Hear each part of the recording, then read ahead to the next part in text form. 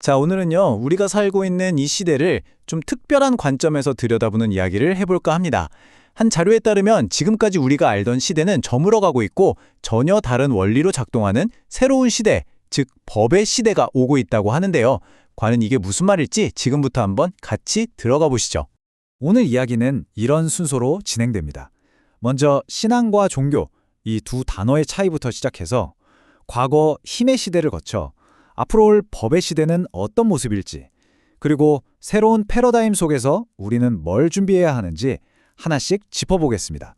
네, 그럼 첫 번째 주제부터 바로 시작해 볼까요?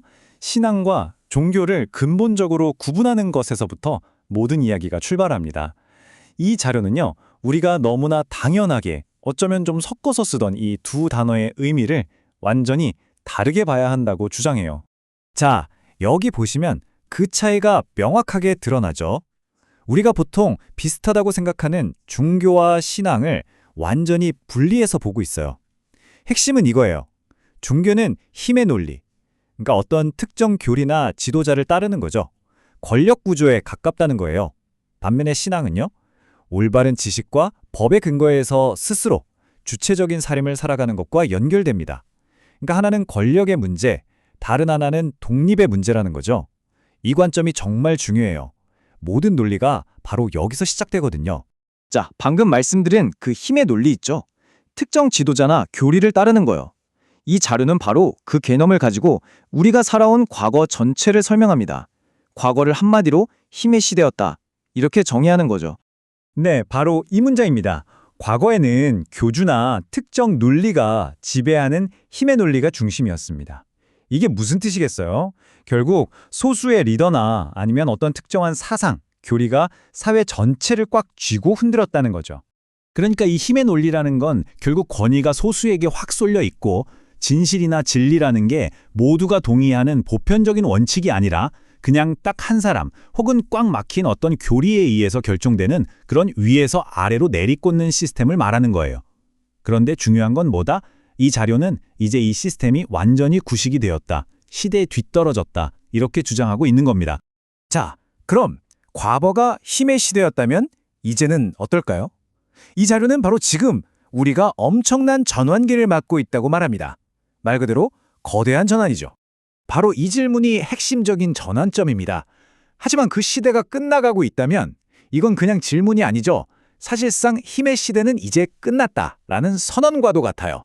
그럼 이제 뭐가 올까요?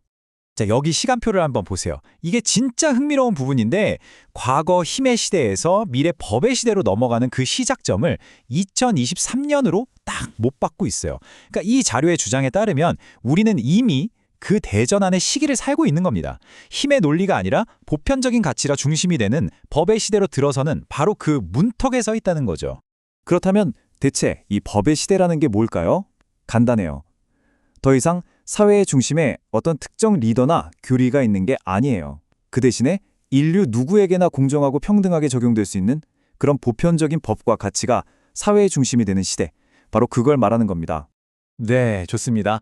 그럼 이 법의 시대라는 새로운 패러다임이 구체적으로 어떤 모습일지, 그리고 과연 누가 이 미래의 청사진을 그려나가야 하는 건지 좀 더 깊이 들어가 보죠.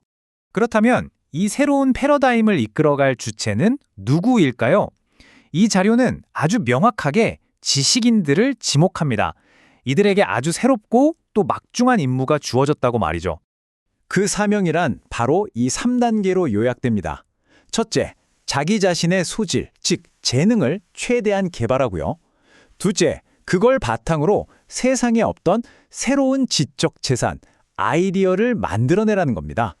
그리고 마지막, 가장 중요한 단계인데요. 그렇게 해서 결국 세상을 이끌 새로운 기준, 새로운 법을 제시하는 존재, 즉 법주가 되라는 거예요. 법의 주인이 되는 거죠. 이렇게 지식인들이 각자의 분야에서 만들어낸 결과물들이 모여서 완성되는 것, 그 작업의 정점을 이 자료는 천지대법전이라고 부릅니다. 이름에서부터 스케일이 느껴지죠. 말 그대로 하늘과 땅의 모든 이치를 담은 새로운 시대를 여는 거대한 법전, 그런 개념입니다. 이 천지대법전에 대한 설명은 정말 굉장히 야심찹니다. 한번 보세요. 이 거대한 작업이 바로 대한민국에서 시작될 거라고 하고요. 또 기존의 모든 논리와 철학을 하나로 통합해서 공도사상이라는 새로운 핵심 이념을 만들어낸대요. 그리고 이게 결국 미래 역사의 방향을 결정하는 아주 중요한 이정표가 될 거라는 거죠. 정말 엄청난 구상입니다. 자, 이렇게 거대한 비전을 듣고 나니 이런 생각이 들죠? 와, 그럼 우리 개인은 대체 뭘 어떻게 해야 하지? 이 자료는 그 부분에 대한 메시지도 잊지 않고 있습니다. 바로 이겁니다. 이제는 맹목적인 신앙에서 벗어나 올바른 지식과 법을 갖춘 주체적인 삶을 살아야 합니다. 이게 바로 개인에게 던지는 핵심 메시지예요.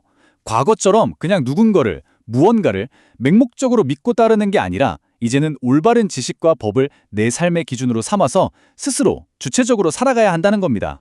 그러니까 결국 이 모든 거대한 변화의 시작과 끝은 바로 우리 각자에게 달려있다는 거예요. 낡은 믿음의 틀에서 벗어나서 독립적이고 주체적인 삶을 받아들이는 거죠. 올바른 지식과 법을 내 삶의 나침반으로 삼고 나아가서 미래의 역사를 함께 써나갈 준비를 하는 것. 이건 단순히 사회가 변한다는 걸 넘어서 우리 개개인이 의존적인 존재에서 독립적인 존재로 거듭나는 여정이라고 볼 수 있겠습니다. 자, 오늘 이 자료의 주장을 쭉 따라와 봤는데요. 결국 마지막에 이런 질문이 남는 것 같습니다. 정보가 홍수처럼 쏟아지는 이 시대에 과연 지식이 과거의 맹목적인 믿음을 대체하는 새로운 형태의 신앙이 될 수 있을까요? 이 질문을 여러분께 던져보면서 오늘 이야기는 여기서 마무리하겠습니다.